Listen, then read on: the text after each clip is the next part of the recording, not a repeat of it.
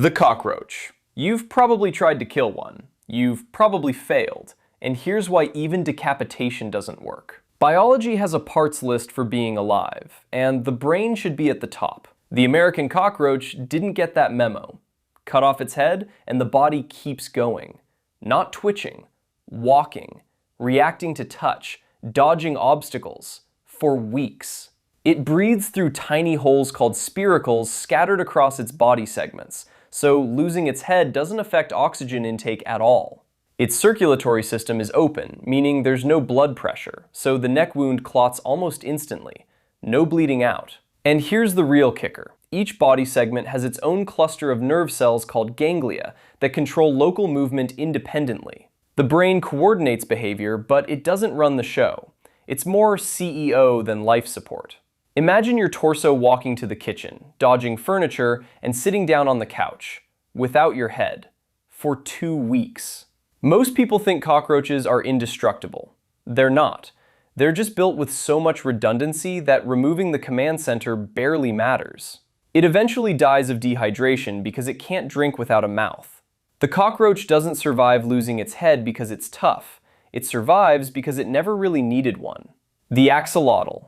You cut your finger and it scars. This salamander loses half its brain and grows it back in 3 months, fully wired. Scientists removed an entire section of an axolotl's brain and every neuron reconnected, every function returned. This pink, feathery-gilled creature can regenerate limbs in 1 to 2 months, spinal cord in 2 to 3 weeks, heart, lungs, ovaries, jaw, and eyes. The replacements aren't simplified copies. They're identical to the originals, down to the cellular level. No scar tissue forms at all. The wound site converts directly into a regeneration bud called a blastema, and from there it rebuilds whatever's missing. A human spinal cord injury is permanent. An axolotl's is a 3-week inconvenience. Its cells can dedifferentiate, meaning adult cells revert to stem cell-like states at the wound site, then respecialize into whatever tissue is needed. Nature gave one animal the cheat code for regeneration and made it a permanently juvenile salamander that lives in one lake in Mexico City. Every regeneration gene the axolotl uses exists in the human genome. We just can't turn them on. The Elysia Sea Slug. Imagine waking up one morning, deciding your body wasn't working for you anymore, and just leaving it behind. That's not a metaphor. Elysia marginata, a bright green sea slug that looks like a piece of lettuce that learned to swim, deliberately severs its own head and abandons its entire body. Heart, digestive system, reproductive organs, everything below the neck, gone. The severed head doesn't just survive. It feeds, moves, and within 3 weeks has a beating heart again. It loses 80% of its body mass in one decision. That's like a human ditching everything below the neck and growing it back by next month. The trick is kleptoplasty. This slug steals chloroplasts from the algae it eats and incorporates them into its own tissue. So when the head detaches, it photosynthesizes.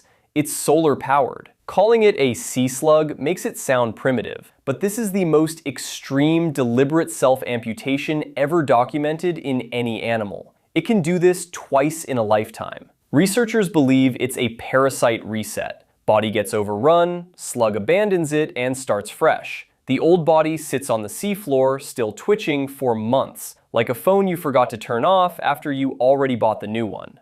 The sea cucumber. Your gut reaction to danger is fight or flight. A sea cucumber's gut reaction is to literally throw its guts at you. When threatened, it violently ejects every internal organ it has through its own rear end. Intestines, respiratory trees, gonads, all of it. The expelled material isn't just waste. It's sticky, toxic threads called Cuvierian tubules that entangle and poison whatever made the mistake of bothering it. Imagine being mugged and your strategy is to remove your own stomach, lungs, and intestines, throw them at the mugger, and walk away. The only animal whose defense mechanism could reasonably be described as aggressive organ donation. Meanwhile, the now hollow sea cucumber just sits there, an empty tube on the seafloor, waiting. Within weeks, it regrows everything. Evisceration probably evolved because the math worked out. Sea cucumbers are slow, soft, and defenseless. The cost of regrowing an entire organ system is lower than the cost of being eaten. Their organs are literally more expendable than their body wall. It survives because it figured out something most animals never will. Your organs are replaceable, but your life isn't. So far, every animal on this list at least had the decency to keep its body in one piece. The next few didn't even bother with that. Mike the headless chicken.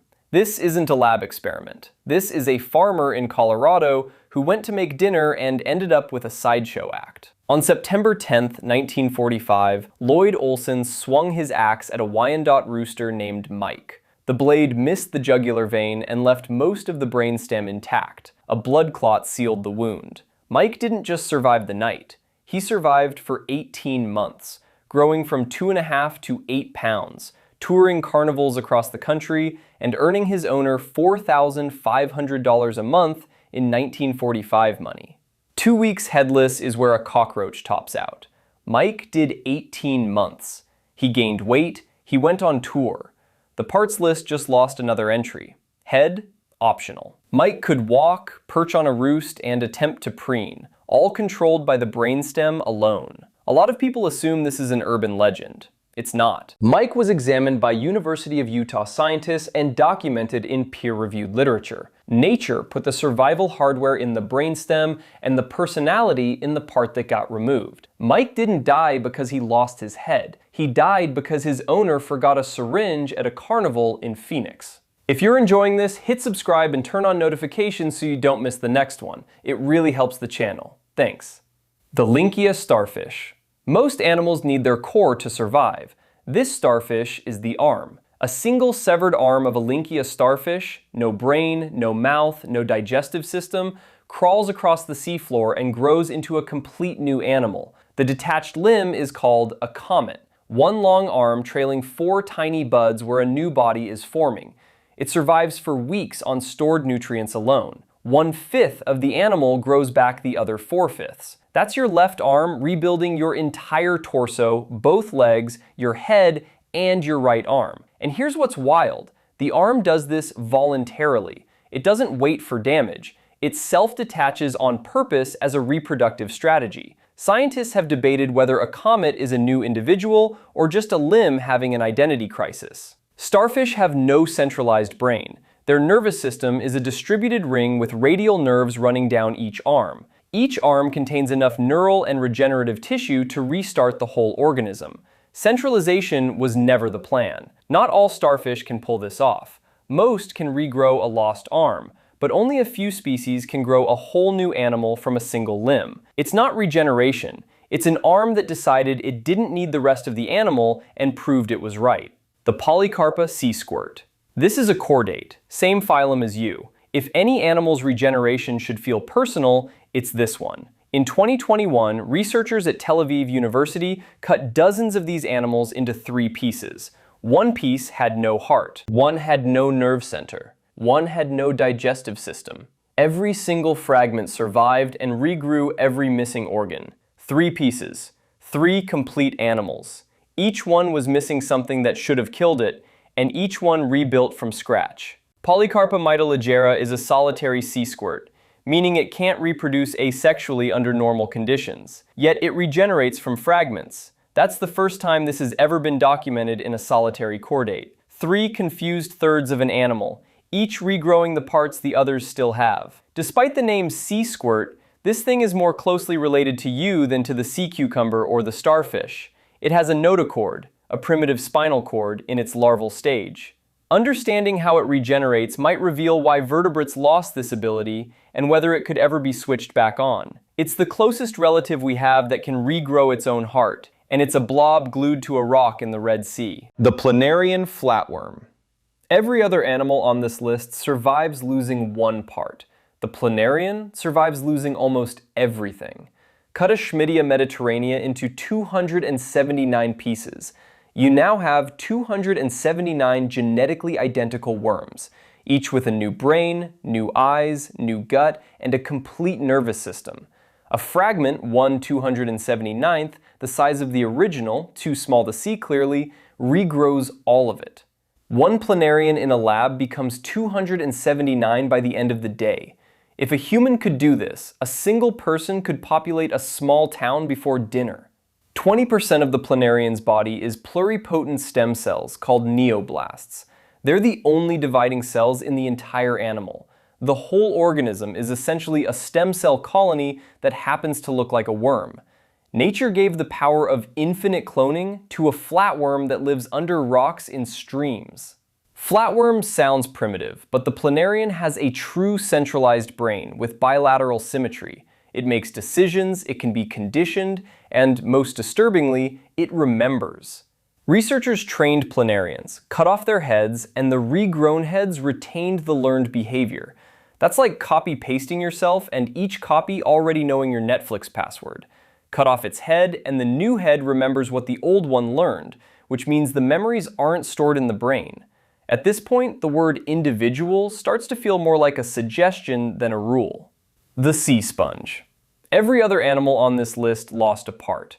The sea sponge lost the concept of being an organism. In 1907, a biologist named H.V. Wilson pressed a living sponge through a mesh fine enough to separate individual cells. Every cell was dissociated. No tissue, no structure, no connections. The cells crawled back together and rebuilt a functioning sponge. If you mix cells from two different sponge species, they sort themselves. Each cell recognizes its own species and migrates to join the correct group. 2 species worth of cells, 1 dish, 2 rebuilt sponges. It's like taking a house apart brick by brick, scattering every brick across a field, and watching them crawl back into place and rebuild the house. The parts list? The sponge doesn't even acknowledge there is one. Sponges have no organs, no nervous system, no muscles. Yet individual cells know where they belong. And by the way, sponges are animals, not plants. They're one of the earliest branches of the animal kingdom, over 600 million years old. They evolved before centralized body plans existed. Their cells retained individual agency because they never developed the interdependence that makes organ-based animals fragile. 600 million years of evolution, and this animal never bothered developing organs because it figured out it could just rebuild itself from scratch every time. The crocodile icefish. Every vertebrate on Earth, every fish, frog, bird, and mammal uses hemoglobin to carry oxygen through its blood, except this one. The crocodile icefish has no hemoglobin and no functional red blood cells. Its blood is translucent white. You can see through its body in places. It lives in the Southern Ocean around Antarctica, where the water is near freezing and saturated with dissolved oxygen. So it compensates with pure mechanical force. Its heart is 4 times the size of any comparable fish. Its blood volume is 4 times greater. Cardiac output runs 5 times higher than related species. It solved the problem of having no oxygen carriers by simply pumping 4 times harder. That's like solving a software problem by buying 4 times the hardware. The icefish lost its hemoglobin genes roughly 25 million years ago when Antarctica's waters cooled. The genes accumulated mutations and became pseudogenes. And in January 2026, scientists discovered a second group of fish, warm water noodlefish in Asia, that independently evolved the same trait. Despite the name, crocodile icefish have nothing to do with crocodiles. It refers to the elongated snout. Evolution removed hemoglobin and replaced it with just pump harder. 2 families of fish on opposite sides of the planet in opposite climates independently decided that red blood cells were optional. And both were right. The Hydra. Every animal on this list lost a part and survived. The Hydra lost everything. Its entire body plan, every connection between every cell, gone. And it came back. Scientists put a Hydra in a blender. What came out was a soup. What grew back was a Hydra. Hydra vulgaris is a tiny, translucent freshwater polyp with waving tentacles. It looks fragile. It's functionally indestructible. It has roughly 100,000 cells, all renewable every 20 days through 3 stem cell lineages. Researchers dissociated it into individual cells, centrifuged them into a pellet, and watched. Outer cells migrated outward. Inner cells moved inward. The hollow body cavity reformed. tentacles emerged. Scientists blended an animal and it simply refused to stay blended.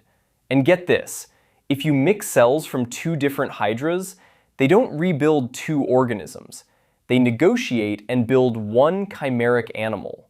Two become one. Every cell in this animal is replaced every 20 days. The Hydra you're looking at today isn't the same Hydra that existed 3 weeks ago, and it will never die of old age. No cell accumulates enough damage to age because no cell lasts long enough. The organism isn't a fixed body. It's a continuously self-replacing pattern that's been running for over 200 million years. There is no parts list. There never was. You can blend it, separate every cell, and compress them into a pellet, and it will look back at you from a new body. Because the Hydra was never the body. It was the pattern. If you made it this far, you're clearly the kind of person who finds this stuff as wild as I do. Subscribe if you haven't already, and I'll see you in the next one. Thanks for watching.